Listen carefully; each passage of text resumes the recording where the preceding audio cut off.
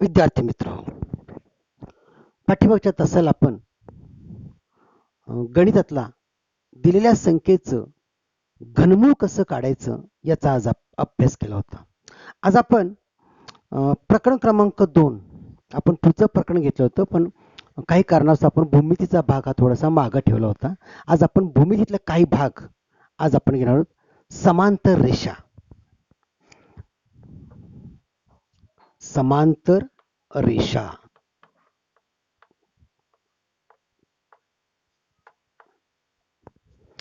की ज्या घटकाचा यापूर्वी सुद्धा तुमचा काही परिचय झालेला आहे. आता प्रतल याचा अर्थ काय? सपाट पृष्ठभाग. हा फळा हा एक सपाट पृष्ठभाग आहे. त्यालाच आपण भूमितीच्या भाषेत, गणिताच्या भाषेत आपण त्याला प्रतल असं म्हणतो. आता फळ्यावर काही आकृत्या काढतोय बघा.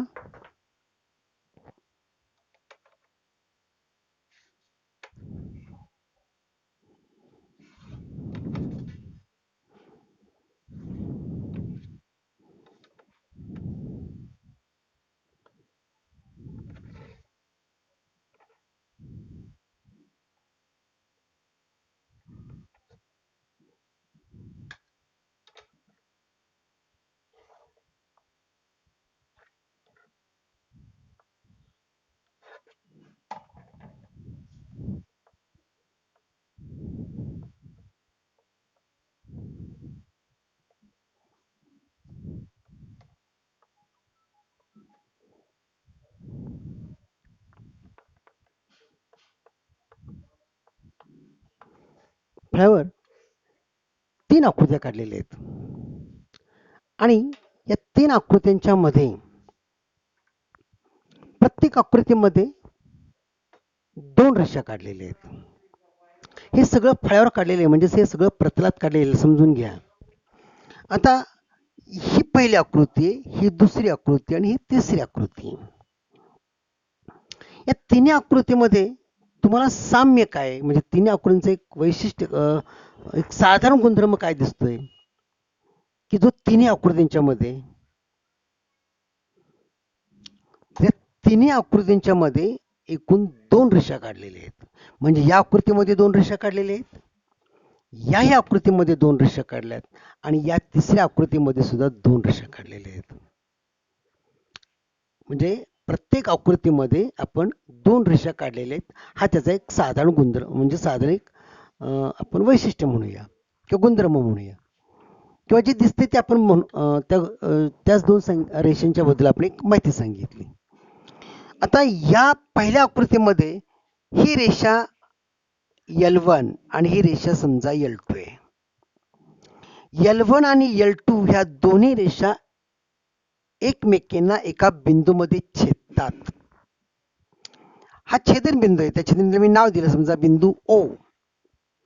O हा त्या दोन्ही रेषांचा छेदन बिंदू आहे. आता छेदन बिंदू असल्यामुळं तो जो बिंदू O आहे, हा O बिंदू रेषा L1 वर सुद्धा आहे आणि रेषा L2 वर सुद्धा आहे. म्हणजेच O हा बिंदू कसा आहे, दोन्ही रेषावर असल्यामुळे तो सामायिक बिंदू आहे. म्हणजे सामायिक बिंदूंची संख्या इथं किती आहे? किती सामायिक बिंदू असे आहेत O सारखे? तर एकच. O हा एकटाच सामायिक बिंदू आहे. आकृती क्रमांक 2 मध्ये काय दिसतंय? आकृती क्रमांक 2 मध्ये या दोन्ही रेषांच्या वरती एखादा सामायिक बिंदू आहे का? तर नाही. का नाही? कारण ह्या 2 रेषा एकमेकाला छेदत नाहीत. म्हणून या 2 रेषांच्या मध्ये कोणताही एकही O सारखा सामायिक बिंदू नाही, का तर या छेदत नाहीत. म्हणजे एक गोष्ट नक्की कळली की ह्या 2 रेषांना आपण छेदणाऱ्या रेषा म्हणतो. या 2 रेषा काय म्हणतो आपण? छेदणाऱ्या रेषा, किंवा आपण त्याला छेदक रेषा आहेत. मग या कसल्या आहेत? तर या आकृतीमधल्या 2 रेषा या न छेदणाऱ्या आहेत. या आकृतीमधल्या ह्या ज्या काढलेल्या आहेत त्या रेषेने मी नाव दिलं, समजा या रेषेचं नाव L3 ठेवलं आणि या रेषेचं नाव L4 ठेवलं. तर L3 आणि L4 ह्या दोन्ही रेषा या आकृतीमधल्या आकृती क्रमांक 2 मधल्या या आकृतीमध्ये एकही सामायिक बिंदू नाही. का नाही? तर या दोन रेषा एकमेकांना छेदत नाहीत. या पद्धतीने जर छेदत असत्या तर यांच्यामध्ये सुद्धा मला एक बिंदू सामायिक सापडला असता. पण ह्या दोन रेषा एकमेकांना छेदत नाहीत. अशा दोन रेषांना आपण समांतर रेषा असं म्हणतो. काय म्हणतो आपण यांना? समांतर रेषा. ह्या दोन रेषा कशा आहेत? समांतर रेषा आहेत.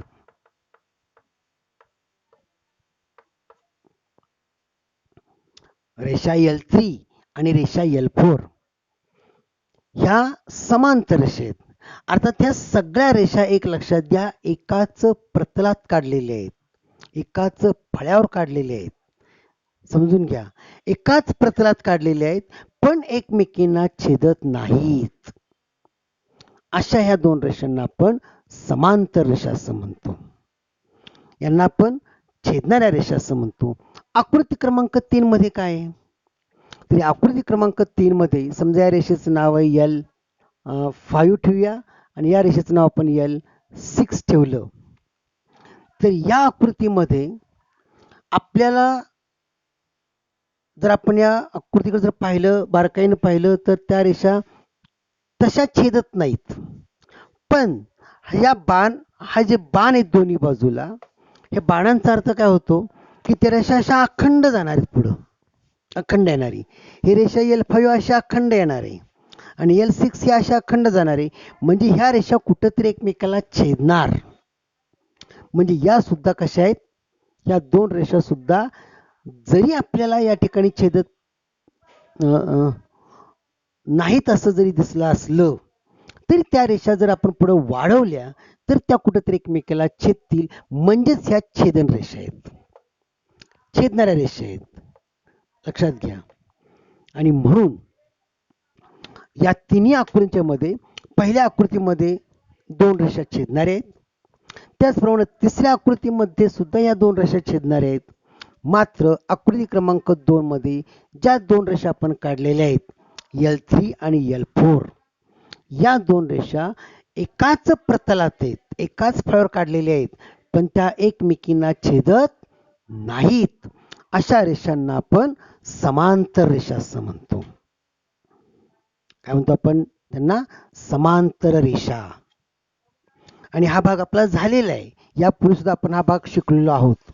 आणि या समांतर रेषांच्या मध्ये एकही बिंदू तुम्हाला सामायिक सापडणार नाही. दोन समांतर रेषांच्या मध्ये सामायिक बिंदू असतच नाही, त्यामुळे सापडायचा प्रश्नच नाही. आणि त्या समांतर रेषांचा आज आपण थोडासा अभ्यास करणार आहोत. समांतर रेषा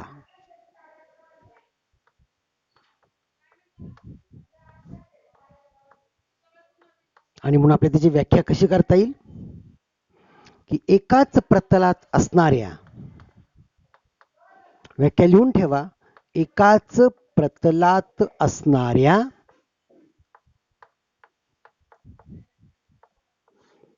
परंतु एकमेकींना न छेदणाऱ्या, एकमेकींना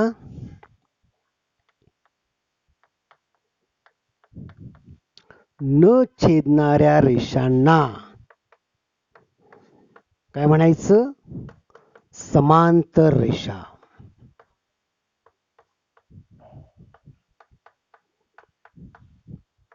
एकाच प्रतलात असणाऱ्या परंतु एकमेकींना न छेदणाऱ्या रेषांना आपण समांतर रेषा असं म्हणतो.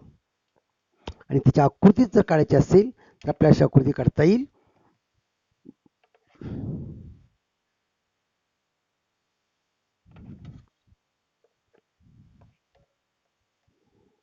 या रेषेला नाव देऊया आपण L. रेषेचं नाव कसं द्यायचं आपण यापूर्वी पाहिलेलं आहे. या रेषेचं नाव आहे रेषा L, या रेषेचं नाव आहे रेषा M. आणि रेषा L आणि रेषा M ह्या एकाच प्रतलात आहेत पण एकमेकींना छेदत नाहीत. म्हणून ह्या दोन रेषांना आपण समांतर रेषा असं म्हणतो. आणि हे गणिताच्या भाषेत कसं लिहायचं? रेषा एल समांतर रेषा एम. गणित ही चिन्हांची भाषा आहे आणि म्हणून रेषा एल हे दोन उभ्या रेषा हे काय दाखवतात? या दोन रेषा समांतर आहेत आणि मग अशा दोन समांतर रेषांच्या मध्ये एकही सामायिक बिंदू असणार नाही. म्हणजे तुम्हाला प्रश्न असा विचारला जाईल की दोन समांतर रेषांच्या मध्ये किती सामायिक बिंदू असतात किंवा सामायिक बिंदूंची संख्या किती असते? तर 0. लक्षात आलं? आता ह्या समांतर रेषेच्या संदर्भात आणखी काही महत्वाचे संज्ञा आता आपण पाहणार आहे. बघूया. ह्या दोन रेषा आहेत, एकाच प्रतलात काढलेल्या ह्या दोन रेषा आहेत. या रेषेचं नाव आहे रेषा एल, या रेषेचं नाव आहे रेषा एम. रेषा एल आणि रेषा एम ह्या दोन्ही रेषा एकाच प्रतलात काढलेल्या आहेत. छेदणाऱ्या असतील किंवा असमांतर असतील. एक लक्षात घ्या, प्रतलात काढलेल्या दोन रेषा एकतर समांतर तरी असतील किंवा त्या छेदणाऱ्या तरी असतील. दोन्हीपैकी एक. प्रतलात काढलेल्या दोन रेषा या एकतर समांतर असतील, समांतर नसतील तर त्या मग छेदणाऱ्या असतील. रेषा एल आणि रेषा एम एक प्रतलात काढलेले आहेत आणि आणखी तिसरी एक रेषा मी या ठिकाणी काढतो. ही एक रेषा काढलेली आहे, त्या रेषेला नाव दिलं मी रेषा एन. ही रेषा एन आहे. आता ही रेषा एन जी काढलेली आहे ती रेषा एन ह्या रेषा एल ला ह्या बिंदूमध्ये छेदते. वाटल्यास त्या छेदनबिंदूला मी नाव दिलं बिंदू ए. आणि रेषा एम ला ज्या बिंदूमध्ये छेदते ना त्या बिंदूला मी नाव दिलं मी बिंदू बी. बिंदू ए इथे आहे. रेषा एन आणि रेषा एल यांचा छेदन बिंदू ए आणि रेषा एन आणि रेषा एम यांचा छेदन बिंदू बी.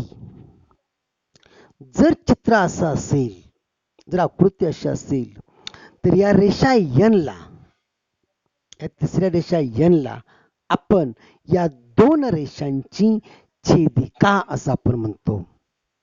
रेषा एन काय आहे? रेषा एन ही रेषा एल व रेषा एम ची छेदिका.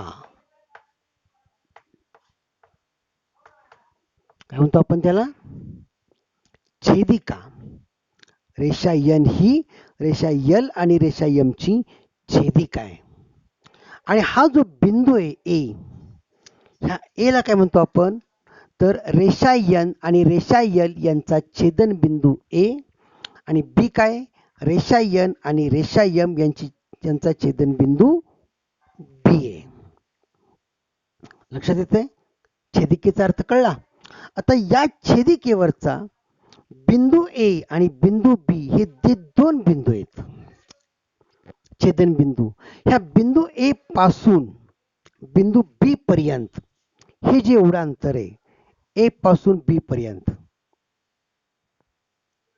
हा मी ठळक केलाय बघा, एवढा भाग. ह्याला काय म्हणतो माहिती आपण? ह्या ए बी ला, ह्या ए बी या रेषाखंडाला हा मर्यादित भाग आहे. छेदिका एन वरचा हा मर्यादित भाग आहे. दोन छेदन बिंदूतलं हे अंतर म्हणजेच या रेषाखंडाची लांबी, ह्या लांबीला आपण काय म्हणतो माहितीये? छेदिका एन वरील अंतरछेद. रेख AB, रेख AB ला, रेषाखंड AB ला काय म्हणायचं? छेदिका एन वरील अंतरछेद. छेदिका एन वरील काय? तो अंतरछेद आहे. म्हणजे आपण या आकृतीमध्ये काय पाहिलं? छेदिका म्हणजे काय? दोन रेषांची ही छेदिका आहे आणि त्या छेदिकेवरील जो रेषाखंड आहे, या दोन छेदन बिंदू मधलं जे अंतर आहे, हा जो रेषाखंड आहे त्या रेषाखंडाला आपण छेदिका n वरील अंतरछेद असं आपण म्हणतो.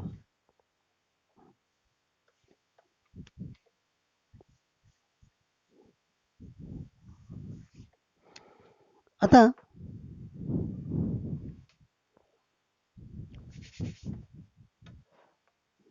ह्या दोन रेषा आहेत.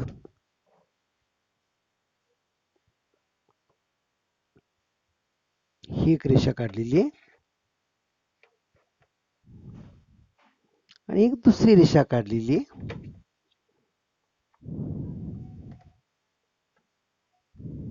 या रेषेचं नाव आपण L1 ठेवूया, या रेषेचं नाव आपण L2 ठेवूया. रेषा L1 आणि L2 ह्या एकाच प्रतलात काढलेल्या ह्या दोन रेषा आहेत.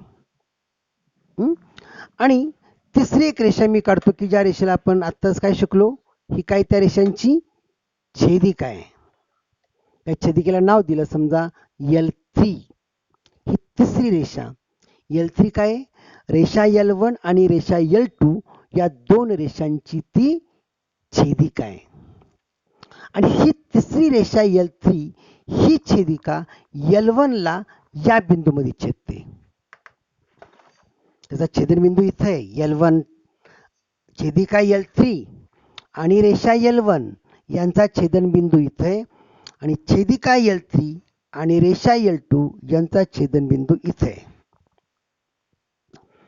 आता हा जो छेदनबिंदू आहे, या छेदनबिंदू जवळ काही कोन तयार झालेले आहेत. कोन कोणते कोन आहेत बघा. हा एक कोन आहे, ठीक आहे. हा मी खुणून दाखवतो असा. हा एक कोन आहे, एक, हा दुसरा, हा तिसरा आणि हा चौथा. म्हणजे या छेदनबिंदू जवळ एकूण किती कोन तयार झाले? 4 कोन.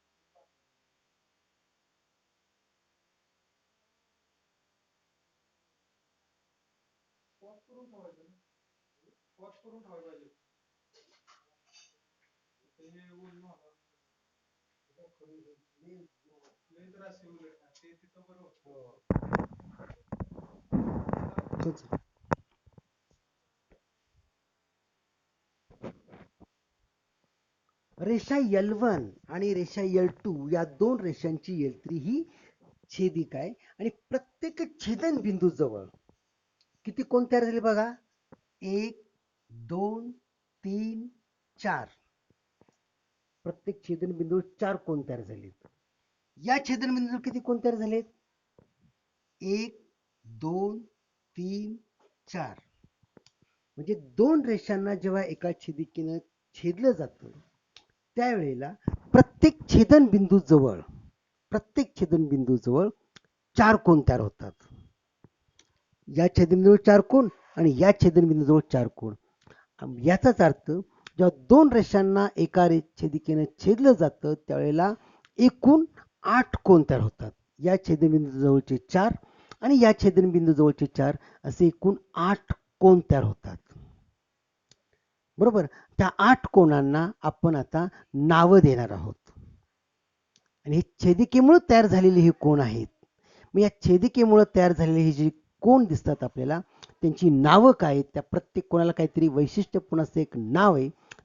ती कोणते कोन आहेत त्याचा आज आपल्याला अभ्यास करायचा आहे. तत्पूर्वी त्या कोणाला मी नावं देतो.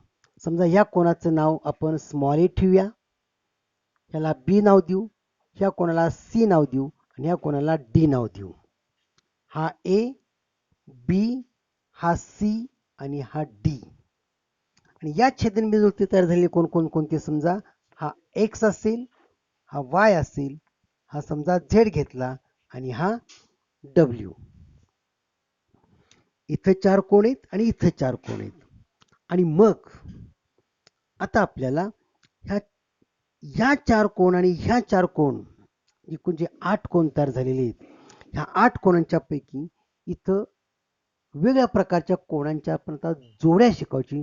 जोडी याचा अर्थ 2 घटक आले पाहिजेत. जोडी कधी एकट्याची नसते. जोडी म्हणले की तिथं 2 जण येतात. ते कोणकोणते जोड्या आहेत त्याच आपल्याला शिकायच्या आहेत. तर पहिला जो भाग आहे, पहिल्यांदा आपण संगत कोनांच्या जोड्या, संगत कोन कोणाला म्हणायचं बघूया. संगत कोनांच्या जोड्या.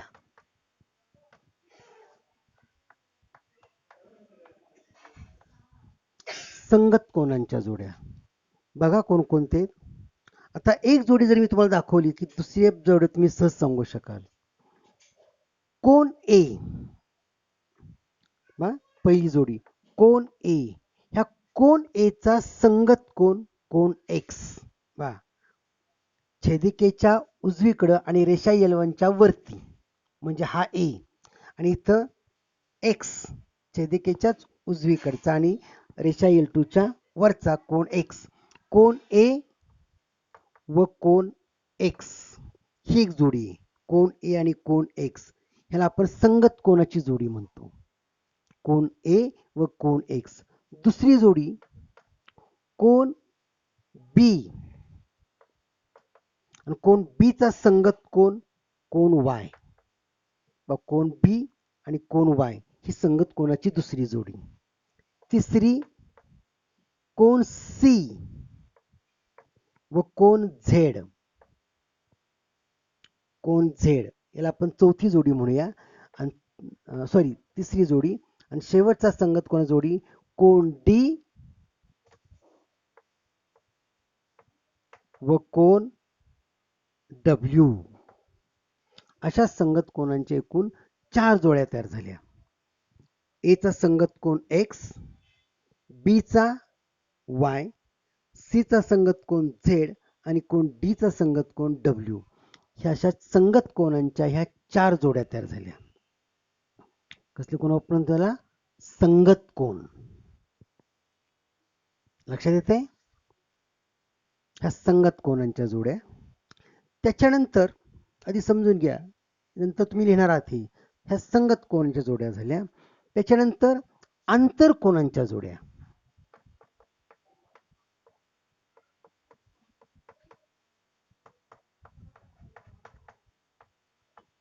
आंतरकोन. आंतरकोन याचा अर्थ आतील कोन. एक जोडी दाखवतो, दुसरी जोडी तुम्ही सांगाल. आंतरकोन जोड्या बघा. कोन सी हा आणि कोन वाय ह्या कोनांच्या जोडीला आपण आंतरकोनाची जोडी म्हणतो. कोन सी व कोन वाय ही एक आंतरकोन जोडी आहे. आंतरकोन या रेषेच्या खाली आणि या छेदिकेच्या या डाव्या बाजूवर. दुसरी एक आंतरकोन जोडी या ठिकाणी आहे. ती दुसरी जोडी कशी सांगता येईल. कोन डी व कोन एक्स ही आंतरकोनाची दुसरी जोडी. डी आणि एक्स याला आपण आंतरकोनाची ही दुसरी जोडी. अशा आंतरकोनाच्या 2 जोड्या आहेत. बघा, ह्या संगत कोनाच्या 4 जोड्या, ह्या आंतरकोनाच्या 2 जोड्या. लक्षात येते. आणि तिसरी जी जोडी त्याला आपण व्युत्क्रम कोन म्हणतो. व्युत्क्रम कोन. व्युत्क्रम कोनांच्या जोड्या. ह्या संगत कोनाच्या 4 जोड्या, आंतरकोनाच्या 2 जोड्या. आंतरकोन कळले का बघा. कोन सी चा आंतरकोन वाय ही एक जोडी आहे. आणि दुसरी कोन डी आणि कोन एक्स. आता व्युत्क्रम कोनाची जोडी कुठली बघा. पहिली जोडी सांगतो. कोन सी आणि कोन एक्स ही जोडी बघा. कोन सी असा आणि कोन एक्स. कोन सी व कोन एक्स. सी आणि एक्स ही एक व्युत्क्रम कोनाची जोडी आहे. म्हणजे झेड सारखं हा कोन आणि हा कोन, ह्या 2 रेषा आहेत आणि जर छेदिका घेतली तर हा कोन आणि हा कोन ह्यांना आपण वितक्रम कोन असं म्हणतो. सी चा वितक्रम कोन एक्स आणि दुसरी एक जोडी आहे त्या ठिकाणी सांगा कोन डी व कोन वाय. कोन डी आणि डी चा वितक्रम कोन कोन वाय. अशा प्रकारे जेव्हा दोन रेषांना एका छेदिकेनं छेदलं जातं त्यावेळेला संगत कोनांच्या 4 जोड्या तयार होतात, अंतर कोनाच्या 2 जोड्या तयार होतात आणि वितक्रम कोनाच्या सुद्धा 2 जोड्या तयार होतात. लक्षात आलं? हे आता ह्या वितक्रम कोनाच्या जोड्यापैकी आणखी 2 प्रकार आहेत. खरं तर ह्याला आपण आंतर वितक्रम कोन म्हणतो. त्याचप्रमाणे बाह्य वितक्रम कोन सुद्धा जोड्या असतात.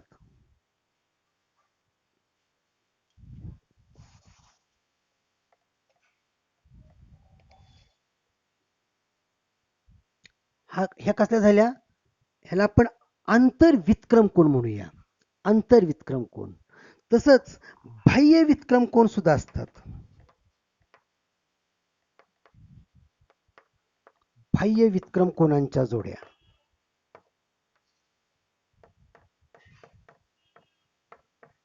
ह्या वितक्रम कोन ह्या वितक्रम कोनाला आंतर वितक्रम कोन असं सुद्धा आपण म्हणतो.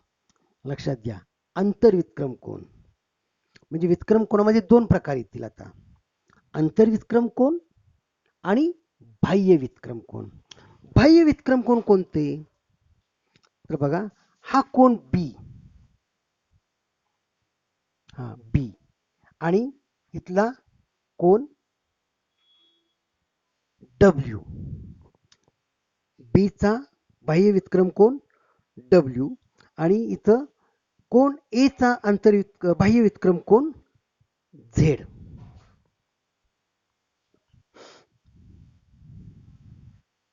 रेषेच्या बाहेर असलेले बाहेरचे एकाच बाजूला असलेले कोन.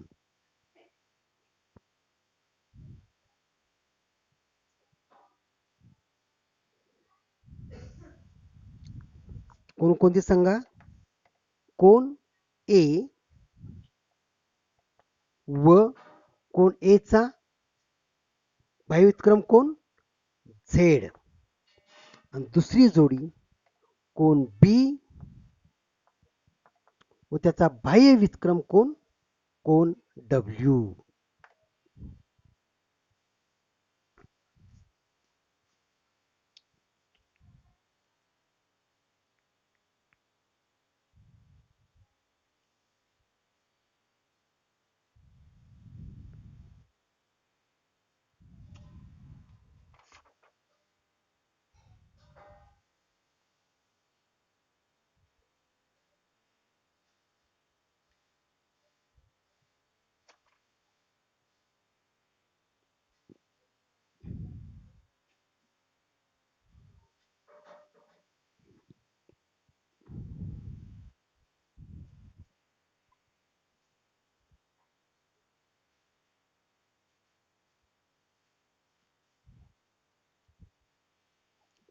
दोन रेषांना एका छेदिकेनं छेदल्यावर आपण या छेदिकेमुळे तयार झालेले जे वेगवेगळे कोन आहेत, कोणकोणते कोन आहेत?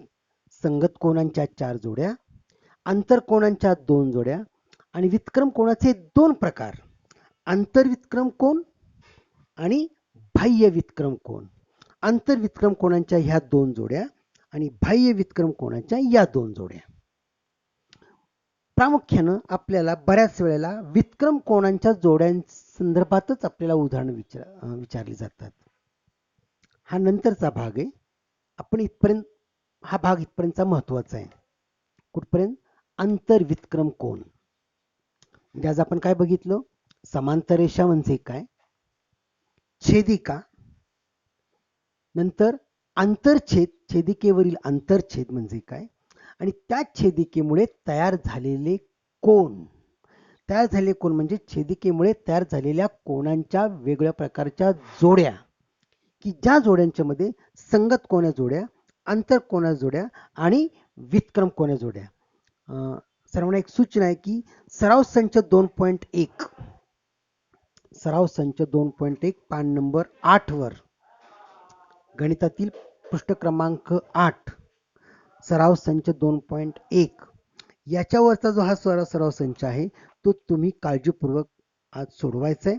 उद्याच्या तासाला आपण समांतर रेषा व छेदिका यांच्यामुळे होणारे कोन आणि त्यांचे काही गुणधर्म आहेत, या गुणधर्मांचा आपण अभ्यास करणार आहोत.